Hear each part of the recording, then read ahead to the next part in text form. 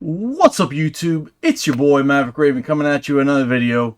And man, I don't know if you watched one of my previous videos today, but I said that Mondays tend to be like a real fast news day. Life is weird, man. Life is weird, you guys. Um, let's just check it out, man. This is from the Epic Times. Israel, Iran agree to complete and total ceasefire, Trump says. The ceasefire will begin at midnight Wednesday Eastern Time and be phased over 24 hours to bring about an end to the 12-day war, Trump said. Crazy, bro. Crazy. He literally beat them into submission, dude. That's crazy. That's crazy. I don't know if Iran is like desperate or if this is like going to be honored by any of the sides. But it's just nuts, you guys. It's just nuts. We're gonna get to this, but before we do, don't forget to like, comment, share, and subscribe. All that stuff really helps out the channel. Plus, we'd love to have you be the newest member of the flock. The flock is for life. So come join us, guys. We would love to have you. The air is for everyone. And I'm sorry that I gotta do that, but some people don't understand that you know the algorithm is what it is with YouTube, and we gotta basically ask and beg for those types of things so that the video gets more visibility. Anyways, on to business, shall we?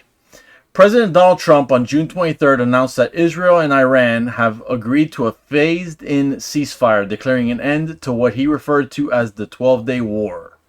It has been fully agreed by and between Israel and Iran that there will be a complete and total ceasefire for 12 hours, at which point the war will be considered ended, Trump wrote in a post on Truth Social. Both sides will wind down their final military operations within 6 hours in a process that Trump expects to be peaceful and respectful on both sides. A formal ceasefire will begin in approximately 12 hours, while the conflict will be declared over within 24 hours, Trump said. I would like to congratulate both countries, Israel and Iran, on having the stamina, courage, and intelligence to end what should be called the 12-day war, Trump wrote. This is a war that could have gone on for years and destroyed the entire Middle East, but it didn't and never will. Man, thank God, right? There was a shelter-in-place warning in Qatar, and apparently it's been lifted. On the back of all this, it says the shelter-in-place warning issued by the Department of State for Americans in Qatar has been lifted. The initial order was issued early on June 23rd, prior to Iran's missile launches at a U.S. military base in the region.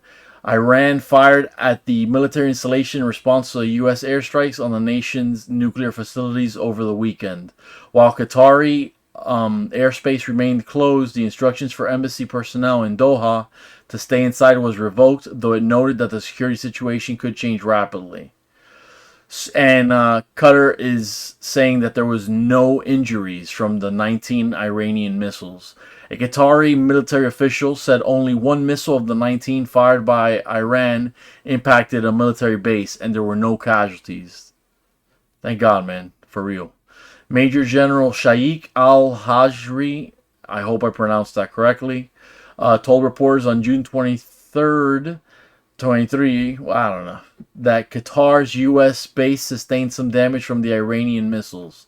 The official said there were 7 initial missiles fired by Iran, and all were intercepted by Qatari air defenses over water between the two nations. An additional 12 were launched, and 11 were intercepted over Qatar, but 1 hit the Al Udeid base. The figure differs from President Donald Trump's initial announcement of the interaction. The president said 14 missiles were launched by Iran in response to the American bombing of Iran's nuclear facilities. The Epic Times has reached out to the Pentagon for clarification on the number of missiles fired and intercepted. Either way, you guys, some seriously breaking news there.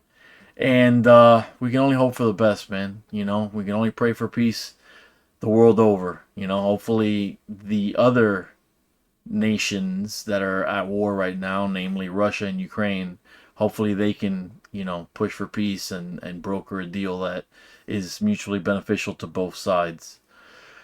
Because that's another whole can of worms. Because Putin, as he sees it as territory that belongs to the old USSR, and he's trying to rebuild that Russian Empire. So That's going to be a difficult one. But there you have it, you guys. If you wouldn't mind, please do some of that stuff that I said earlier. You know, the sharing, the liking, the commenting, all that stuff. But there is one thing for real, okay? I am interested in your opinion on this. Let me know what you guys think. Please use the comment section and let me know. Sound off. What's your opinion? Do you think this will go anywhere? Do you think this is over now? Are you cautiously optimistic? I'm cautiously optimistic. I'm hoping that it ends. You know, especially considering that the Soleimani thing from a couple years ago kind of ended and fizzled out. You know, kind of fizzled out and then ended. It could go either way. So, there you go. But anyways, you guys, it's always a pleasure hanging out with you guys. And as always, stay safe and stay based.